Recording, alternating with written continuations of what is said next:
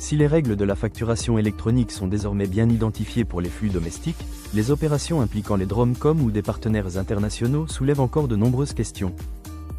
Territorialité de la TVA, qualification des flux, e-invoicing ou e-reporting.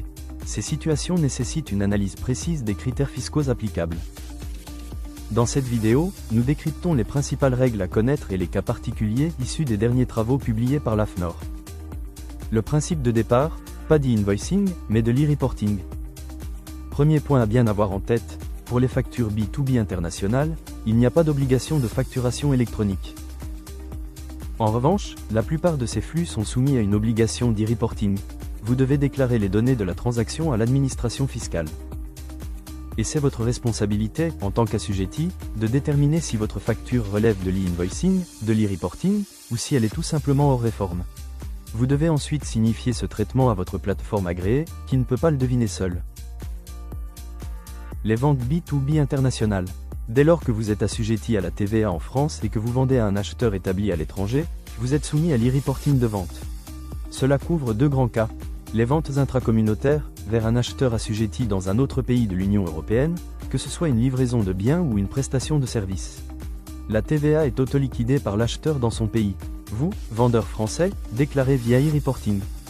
Les ventes hors Union européenne, export de biens ou prestation de services vers un pays tiers. Même logique, e-reporting de vente à votre charge. À présent, les acquisitions B2B internationales. Côté achat, la règle est globalement symétrique.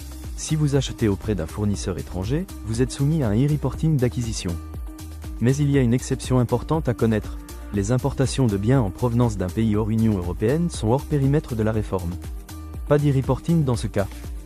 Attention toutefois, si ce vendeur hors Union européenne dispose d'un numéro de TVA français, notamment via certains incoterms, alors l'obligation se réactive et c'est l'acheteur qui porte la déclaration. Maintenant les DROMCOM, deux groupes, deux logiques. Pour les territoires français d'outre-mer, le traitement applicable dépend de leur régime de TVA. Dans le cadre de la réforme de la facturation électronique, il convient de distinguer deux catégories de territoires. Les territoires soumis à la TVA, la métropole, la Guadeloupe, la Martinique et la Réunion.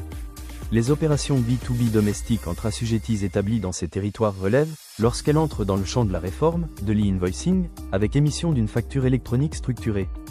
Les territoires hors champ de la TVA, la Guyane, Mayotte, les collectivités d'outre-mer, comme, et les terres australes et antarctiques françaises, TAF. Les opérations réalisées avec ces territoires sont, pour les besoins de la réforme, assimilées à des opérations avec des territoires tiers et relèvent en principe de l'e-reporting. Point d'attention concernant les prestations de services, lorsqu'un assujetti français acquiert une prestation auprès d'un opérateur établi dans un territoire hors champ de la TVA, c'est généralement l'acquéreur français qui est tenu de réaliser l'e-reporting d'acquisition. En matière de livraison de biens, les obligations déclaratives obéissent à des règles différentes et peuvent notamment varier selon les modalités de livraison et, le cas échéant, les incoterms convenus entre les parties. Deux cas spécifiques, transfert de stock et opération triangulaire. Les transferts de stock entre pays de l'Union européenne sont assimilés à des livraisons intracommunautaires et soumis à l'e-reporting. Si la France est le pays de départ, vous déclarez une vente. Si elle est le pays d'arrivée, vous déclarez une acquisition. Destination fiscalement hors Union européenne, hors réforme.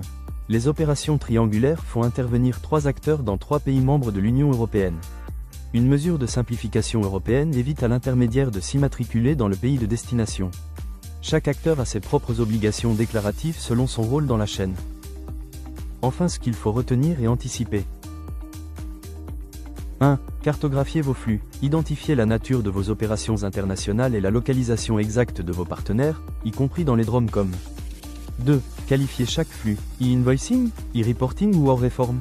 La réponse dépend du lieu d'établissement des parties, du flux physique, de la nature de l'opération et des incoterms éventuellement applicables.